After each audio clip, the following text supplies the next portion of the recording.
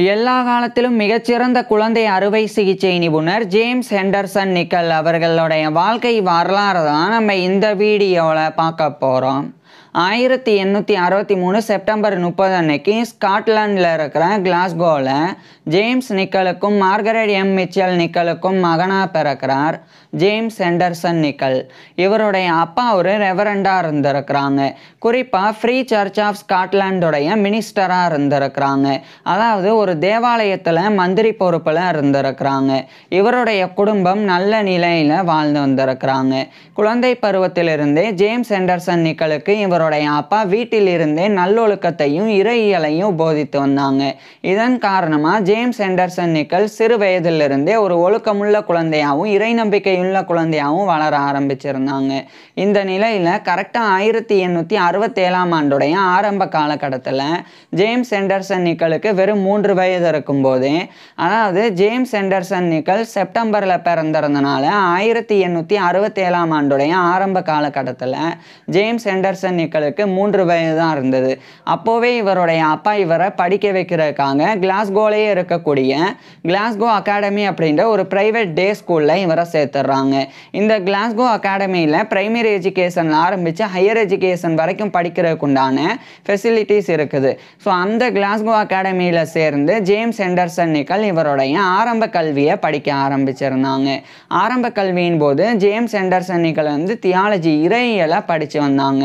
அதுக்கப்புறமா ஃபிலாசபி, தத்துவம், ஹிஸ்ட்ரி, வரலாறு, லிட்ரேச்சர், இலக்கியம் இது போன்ற கிளாசிக்கல் எஜுகேஷனையும் படித்து வந்தாங்க. இறுதியாக 1872 ஆண்டுடைய ஆரம்ப காலகட்டத்தில் இவருடைய 8 வயதில் ஜேம்ஸ் ஹெண்டர்சன் நிக்கல் இவருடைய ஆரம்ப கல்வியை முடிச்சிடுறாங்க.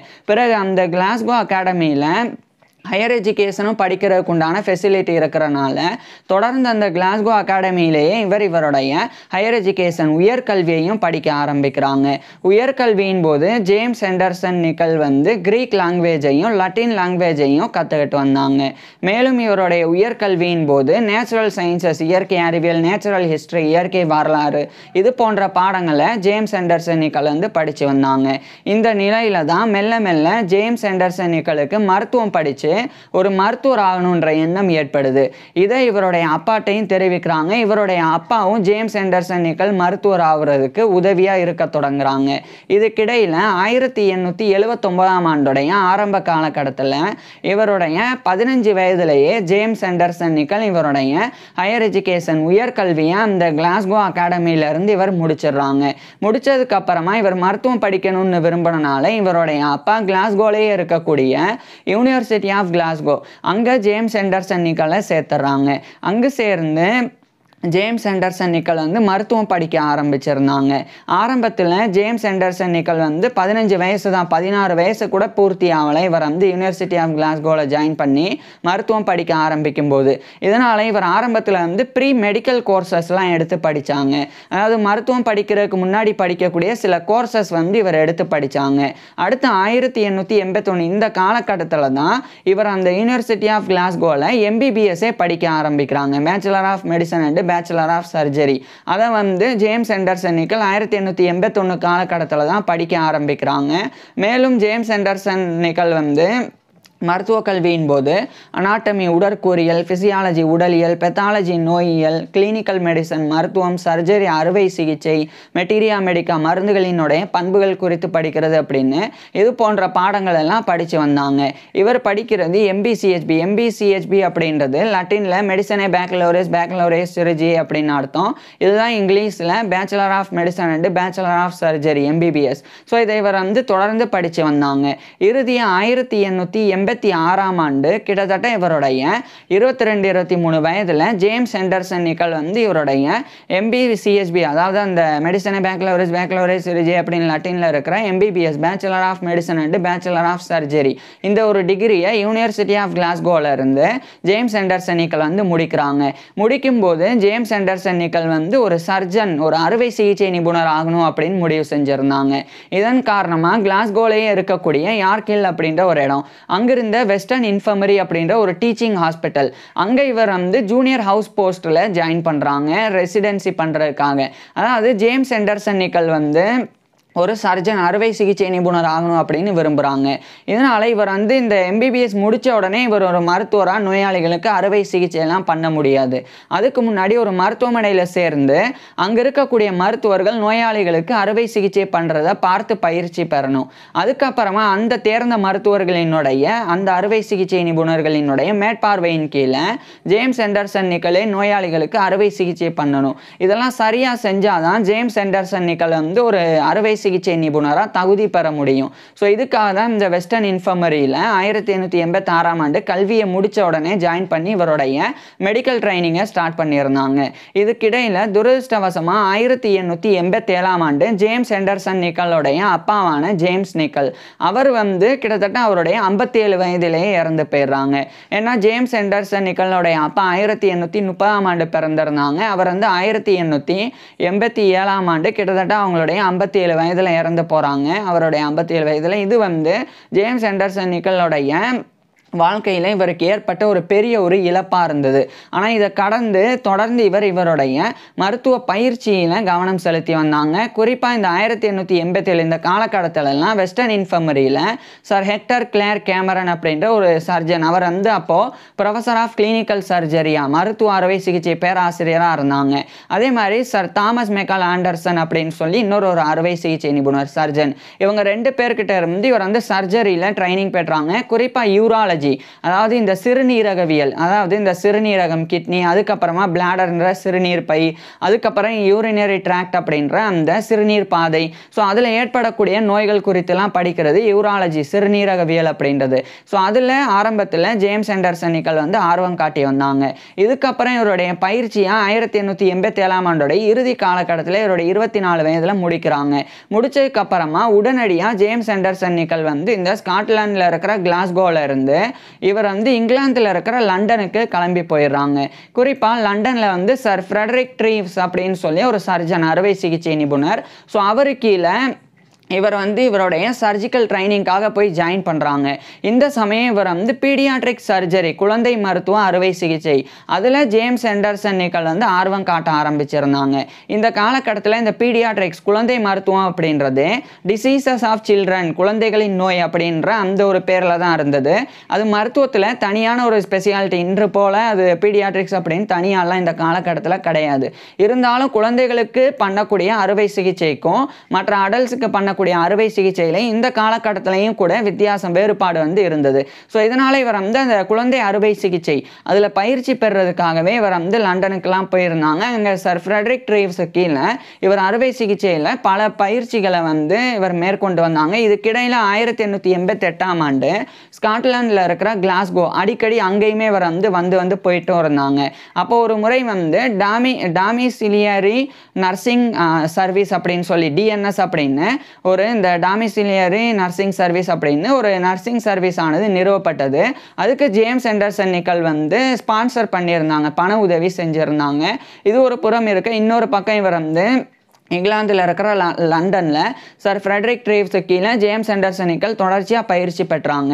கிட்டத்தட்ட 4 ஆண்டுகள் அங்கே இருந்தாங்க. அடுத்து 1891ஆம் ஆண்டோடைய ஆரம்ப காலகட்டத்தில் இங்கிலாந்தில் இருக்கிற லண்டனில் இருந்து மேலும் அவர் வந்து யூரோப் முழுக்க இருக்கக்கூடிய பல்வேறு கண்ட்ரீஸுக்கு போய் அந்த பல்வேறு நாடுகளில் இருக்கக்கூடிய மருத்துவமனைகள் அங்கே வழங்கப்படக்கூடிய பெஸ்ட் பீடியாட்ரிக் சர்ஜரி அதாவது ரொம்ப சிறந்த குழந்தை அறுவை சிகிச்சை அது சம்பந்தமாக வந்து இவர் பயிற்சி பெறதுக்காக பல்வேறு நாடுகளுக்கு ஒரு சில மாதங்களுக்குள்ள ஜேம்ஸ் ஹெண்டர்சன் நிக்கல் வந்து போய் அங்கிருந்தும் பல மெடிக்கல் ட்ரைனிங் வந்து எடுத்துக்கிறாங்க. அதுக்கப்புறம் இந்த 1891ஆம் ஆண்டோட இறுதி காலகட்டத்தில் இவருடைய 28 வயதில் மறுபடியும் ஸ்காட்லாண்டில் இருக்கிற கிளாஸ்கோக்கே ஜேம்ஸ் ஹெண்டர்சன் நிக்கல் வந்து வந்துடுறாங்க. இதுக்கிடையில் ஜேம்ஸ் ஹெண்டர்சன் நிக்கலோடைய அம்மாவான மார்கரெட் எம் மிச்சல் நிக்கல் அவங்களும் வந்து இறந்து போகிறாங்க. இதுவும் ஜேம்ஸ் ஹெண்டர்சன் நிக்கலோடைய தனிப்பட்ட வாழ்க்கையில் இவருக்கு ஏற்படக்கூடிய இன்னொரு இழப்பாக இருந்தது. ஆனால் இதை கடந்து ஜேம்ஸ் ஹெண்டர்சன் நிக்கல் வந்து தொடர்ச்சியாக இவருடைய வேலையில் கவனம் செலுத்தி வந்தாங்க. குறிப்பாக இவர் அந்த 1891ஆம் ஆண்டு வெஸ்டர்ன் இன்ஃபர்மரி இவர் மெடிக்கல் ட்ரைனிங் பெற்ற அந்த வெஸ்டர்ன் இன்ஃபர்மரி அப்படின்ற டீச்சிங் ஹாஸ்பிட்டல் அதனுடைய அவுட் பேஷண்ட் டிபார்ட்மெண்ட் அங்கே இவர் ஒரு டிஸ்பென்சரி சர்ஜனாக நியமிக்கப்படுறாங்க. இந்த வெஸ்டர்ன் இன்ஃபர்மரி அப்படின்றது நோயாளிகளுக்கு சிகிச்சை கொடுக்கக்கூடிய ஒரு நார்மல் ஹாஸ்பிட்டல் மட்டும் கிடையாது, மருத்துவ மாணவர்களுக்கு மருத்துவ கல்வியையும் மருத்துவ பயிற்சியையும் கொடுக்கக்கூடிய ஒரு டீச்சிங் ஹாஸ்பிட்டலும் கூட. ஸோ அந்த வெஸ்டர்ன் இன்ஃபர்மரியோடைய அவுட் பேஷண்ட் டிபார்ட்மெண்ட்டில் தான் ஆரம்பத்தில் இவர் வந்து டிஸ்பென்சரி சர்ஜனாக நியமிக்கப்பட்டாங்க. அந்த பொறுப்பில் ஒரு சில ஆண்டுகள் தொடர்ச்சியாக ஜேம்ஸ் ஹெண்டர்சன் நிக்கல் வந்து பணிபுரிஞ்சாங்க. இந்த காலகட்டத்தில் யூராலஜியில் நிறைய ரிசர்ச்லாம் பண்ணி அது சார்ந்த நிறைய ரிசர்ச் பேப்பர்ஸை பிரிட்டிஷ் மெடிக்கல் ஜேர்னல் BMJ அதில் இவர் தொடர்ந்து பப்ளிஷ் பண்ணவும் செஞ்சாங்க. இந்த நிலையில் 1895க்கு பிறகு இவர் வந்து வெஸ்டர்ன் இன்ஃபர்மரியோடைய அவுட் பேஷண்ட் டிபார்ட்மெண்ட், அது வந்து சென்ட்ரல் டிஸ்பென்சரி அப்படின்னு அழைக்கப்படும், அதனுடைய டிஸ்பென்சரி சர்ஜன் அப்படின்ற பதவியிலிருந்து விலகுறாங்க. விலகுன அடுத்த ஆண்டு 1896ஆம் ஆண்டு அந்த வெஸ்டர்ன் இன்ஃபர்மரியோடைய ஒரு அசிஸ்டன்ட் சர்ஜன், உதவி அறுவை சிகிச்சை நிபுணராக நியமிக்கப்பட்டுறாங்க. ஸோ இவ்வளோ காலம் இவர் வந்து வெஸ்டர்ன் இன்ஃபர்மரியோடைய சென்ட்ரல் டிஸ்பென்சரியில், அது வந்து அவுட் பேஷண்ட் டிபார்ட்மெண்ட், அங்கே தான் ஒரு டிஸ்பென்சரி சர்ஜனாக இருந்தாங்க. இப்போ வந்து முழுமையாக அந்த வெஸ்டர்ன் இன்ஃபர்மரிக்குள்ளே அங்கே தங்கி அறுவை சிகிச்சை எடுத்துக்கக்கூடிய, அந்த சிகிச்சை எடுத்துக்கக்கூடிய நோயாளிகளுக்கு அறுவை சிகிச்சை பண்ணுற ஒரு உதவி அறுவை சிகிச்சை நிபுணராக 1896ஆம் ஆண்டு ஜேம்ஸ் ஹெண்டர்சன் நிக்கல் நியமிக்கப்பட்டாங்க. மேலும் இதே காலகட்டத்தில் அந்த கிளாஸ்கோலேயே இருக்கக்கூடிய Royal Hospital for Sick Children Glasgow, இது வந்து குழந்தைகளுக்கு உண்டான ஒரு மருத்துவமனை.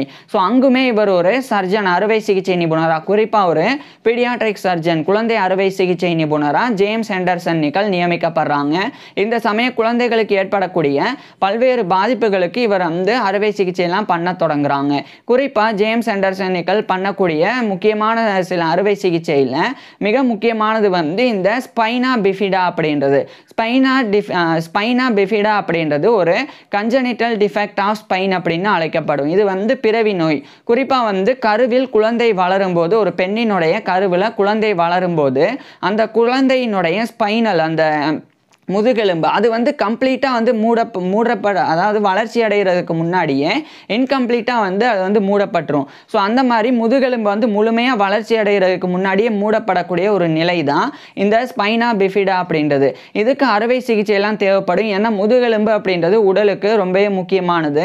அதுதான் நம்ம நடக்கிறதுல ஆரம்பித்து நம்மளுடைய மூளை செயல்படுறதுலேருந்து எல்லாத்துக்குமே வந்து முதுகெலும்பு ரொம்ப முக்கியமானது. அப்போ அந்த முதுகெலும்பில் பாதிப்பு இருக்கும்போது அது குழந்தைகளுக்கு, குறிப்பாக வந்து கருவில் இருந்தே இந்த குழந்தைகளுக்கு இந்த பாதிப்பு ஏற்படும். பிறக்கும்போது அந்த பாதிப்பு தெரிய வரும். ஸோ அதுக்கு சர்ஜரிலாம் பண்ணணும். ஸோ அதில் சில முக்கியமான டெவலப்மெண்ட்ஸை, சில வளர்ச்சியை வந்து இவர் ஜேம்ஸ் ஹெண்டர்சன் நிக்கல் ஏற்படுத்தினாங்க. மேலும் 1899 இந்த காலகட்டத்திலிருந்து Royal Hospital for Sick Children Glasgow, அங்கே ஜேம்ஸ் ஹெண்டர்சன் நிக்கல் வந்து சில முக்கியமான மேலும் சில அறுவை சிகிச்சைகளை பண்ண தொடங்குறாங்க. அது வந்து கிளெஃப்ட் லிப் அப்படின்ற ஒரு பாதிப்பு, அதே மாதிரி கிளெஃப்ட் பேலட் அப்படின்ற இன்னொரு பாதிப்பு. கிளெஃப்ட் லிப் அப்படின்றது வந்து பிறந்த குழந்தைகளினுடைய உதடு, அது வந்து பிளந்து ஒரு மாதிரி வந்து முழுமையாக கம்ப்ளீட் அடைஞ்சிருக்காது. ஸோ அதுக்கும் அந்த தோற்றத்தை மறுபடியும் கொண்டு வந்து அந்த குழந்தையினுடைய உதடை வந்து சரி செய்கிறதுக்கு ஒரு அறுவை சிகிச்சை பண்ணணும்.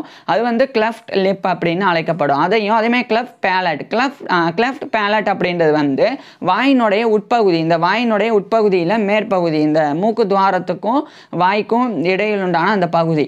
ஸோ அதில் வந்து ஹோல், பெரிய ஒரு துளை வந்து இருக்கும். அதுவும் வந்து மூடப்பட்டிருக்காது. ஏன்னா அது கருவில் இருக்கும்போதே அந்த குழந்தையினுடைய திசுக்கள் வந்து அதை மூடுறதுக்கு முன்னாடியே அந்த குழந்தை வந்து பிறந்திருந்ததுன்னா அப்போ அந்த ஒரு இடமும் வந்து ஒரு மாதிரி இருக்கும். ஸோ அப்பவும் குழந்தைகள் சாப்பிட்றதுல ஆரம்பித்து பேசுறதுலேருந்து எல்லாத்துக்குமே பிரச்சனை. அப்போ அதை மூடுறதுக்கும் அறுவை சிகிச்சைலாம் பண்ணணும். அதுதான் வந்து கிளெஃப்ட் பேலட் அப்படின்றது. ஸோ அந்த கிளெஃப்ட் லிப், அதே மாதிரி கிளெஃப்ட் பேலட், இது போன்ற சர்ஜரிஸையும் நிறைய குழந்தைகளுக்கு ஜேம்ஸ் ஹெண்டர்சன் நிக்கல் வந்து பண்ண தொடங்குறாங்க.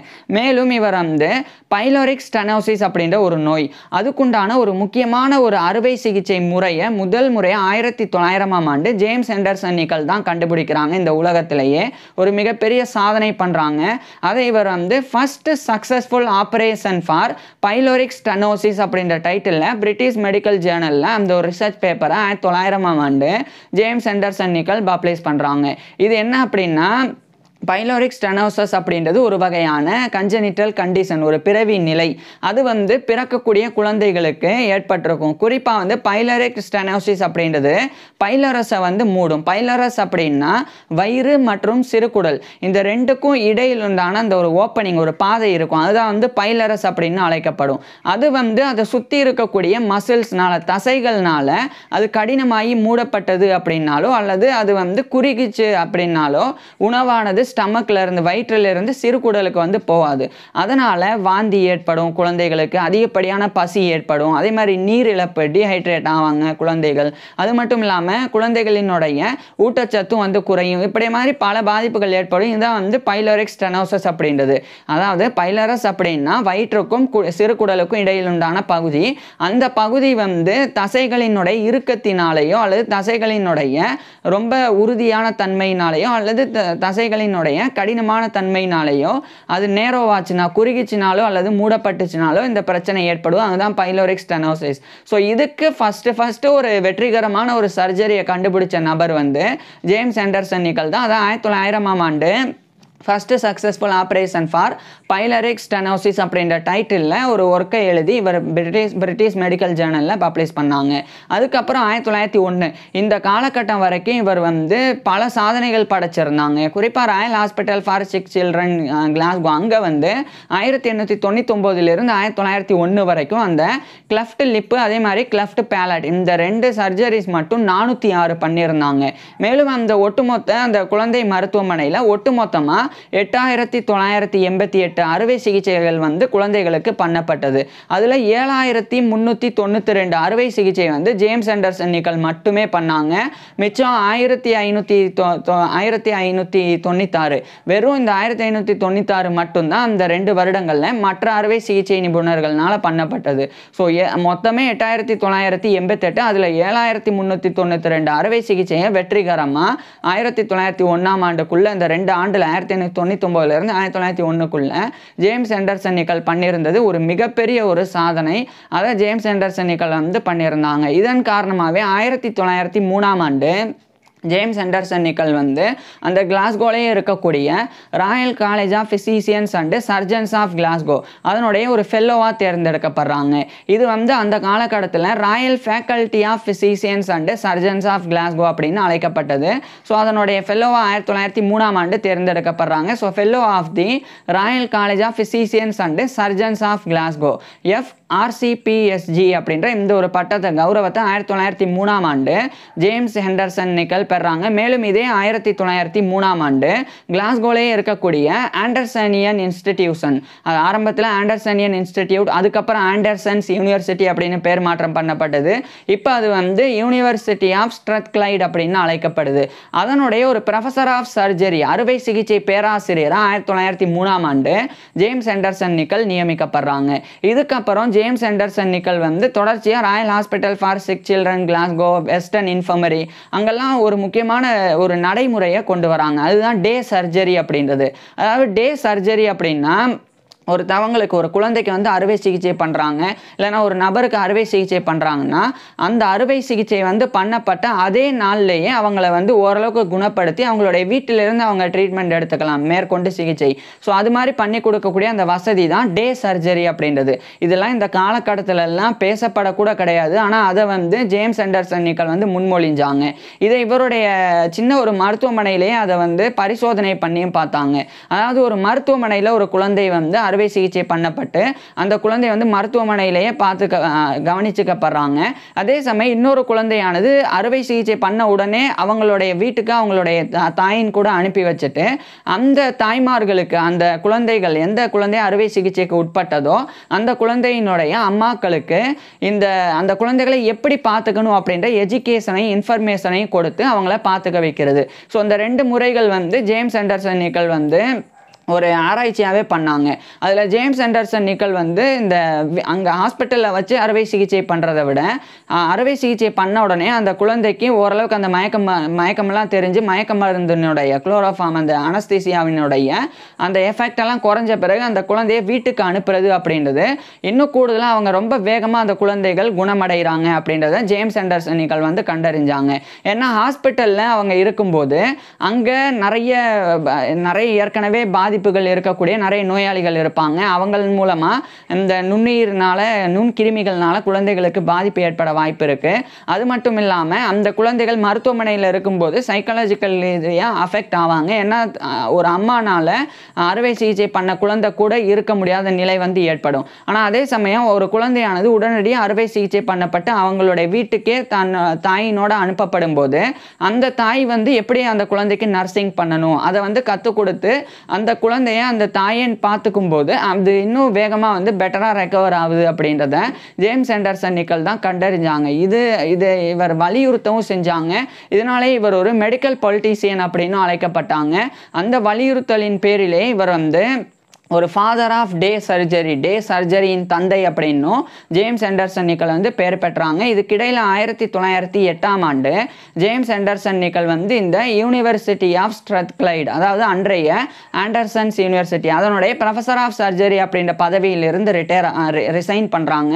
ஏன்னா இந்த சமயம் வெஸ்டர்ன் இன்ஃபர்மரியோடைய அசிஸ்டன்ட் சர்ஜன் அப்படின்ற பதவியிலிருந்து ஒரு விசிட்டிங் சர்ஜனாக இவர் வந்து நியமிக்கப்படுறாங்க. இதுக்கப்புறமா 1909 த சர்ஜரி ஆஃப் இன்ஃபன்சி அப்படின்னு ஒரு புக்கு, அது 1909 செப்டம்பர் 18 அன்னைக்கு ஜேம்ஸ் ஆண்டர்சன் நிக்கல் வந்து எழுதி பப்ளிஷ் பண்ணுறாங்க.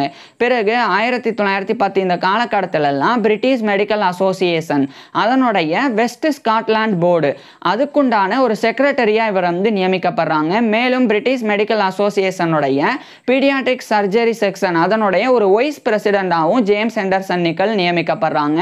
இது மாதிரி பல பொறுப்புகளில் நியமிக்கப்படுறாங்க. கூடுதலாக 1911 கிளாஸ்கோவுடைய county and city of Glasgow அதுக்குண்டான ஒரு ஜேபியா, அதாவது ஜஸ்டிஸ் ஆஃப் பீஸாவும் 1911 ஜேம்ஸ் ஆண்டர்சன் நிக்கல் நியமிக்கப்படுறாங்க.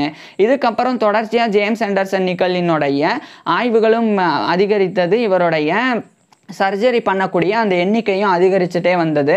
இதுக்கிடையில் 1914 ஃபர்ஸ்ட் வேர்ல்டு வார் ஸ்டார்ட் ஆயிருது. முதல் உலகப்போர் துவங்கிறது. முதல் உலகப்போர் தொடங்கிய உடனடியாக ஜேம்ஸ் ஆண்டர்சன் நிக்கல் வந்து ஸ்காட்லாந்து தரப்பிலிருந்து போரில் வந்து ஒரு மருத்துவராக பங்கேற்கிறாங்க. அதாவது இராணுவத்தில் போரில் காயமடையக்கூடிய இராணுவ வீரர்களுக்கு சிகிச்சை கொடுக்கறதுக்கு நிறைய மருத்துவர்கள், அறுவை சிகிச்சை நிபுணர்கள் எல்லாம் இந்த முதல் உலகப் போரின் போது தேவைப்பட்டாங்க. அப்போ ஜேம்ஸ் ஆண்டர்சன் நிக்கலும் அந்த பதவிக்காக 1914 அந்த போரில் வந்து பங்கேற்றாங்க. இதுக்கிடையில் 1915 யுனைடெட் கிங்டமுடைய முன்னாள் பிரைம் மினிஸ்டரான ரேமண்ட் பாயின்கரே அப்படின்னு ஒரு நபர், அவர் வந்து அப்போ யூனிவர்சிட்டி ஆஃப் கிளாஸ்கோவுடைய ரெக்டராக இருந்தாங்க. ஸோ அவர்னால அந்த யூனிவர்சிட்டி ஆஃப் கிளாஸ்கோவுடைய யூனிவர்சிட்டி கோர்ட் அதுக்குண்டான ஒரு அசஸராக 1915 ஜேம்ஸ் ஆண்டர்சன் நிக்கல் நியமிக்கப்படுறாங்க.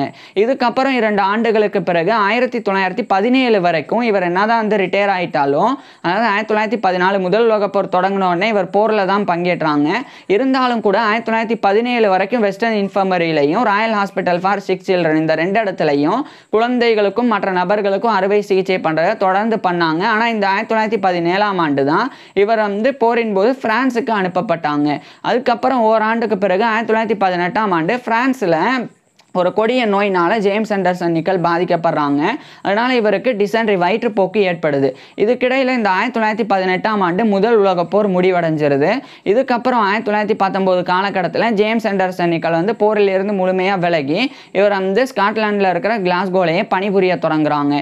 இந்த சமயம் 1920 பிரான்ஸில் இவர் போரில் ஆற்றின பங்களிப்புக்காக பிரெஞ்சு அம்பாசிடர் தரப்பிலிருந்து இவருக்கு வந்து Cross of the Legion of Honour அப்படின்ற அந்த ஒரு கௌரவமானது 1920 ஜேம்ஸ் ஆண்டர்சன் நிக்கலுக்கு வழங்கப்பட்டது. So Cross of the Legion of Honour அப்படின்ற கௌரவம் வழங்கப்பட்டது. மேலும் இதே 1920 டிசம்பர் 22 அன்னைக்கு இவருடைய 57 வயதில் ஜேம்ஸ் ஆண்டர்சன் நிக்கல் வந்து அந்த Royal Hospital for Sick Children Glasgow அதனுடைய ஒரு டைரக்டராகவே நியமிக்கப்படுறாங்க. ஆனால் இவருக்கு அந்த பிரான்ஸில் இருக்கும்போது ஏற்பட்ட பாதிப்பு அது வந்து மிகப்பெரிய பாதிப்பை கொடுத்து இறுதியாக 1921 ஆகஸ்ட் 15 அன்னைக்கு இவருடைய 57 வயதில் ஜேம்ஸ் ஆண்டர்சன் நிக்கல் வந்து இறந்து போயிடுறாங்க. ஸோ 1921 ஆகஸ்ட் 15 அன்னைக்கு இவருடைய 57 வயதில் ஜேம்ஸ் ஹெண்டர்சன் நிக்கல் இறந்து போயிடுறாங்க.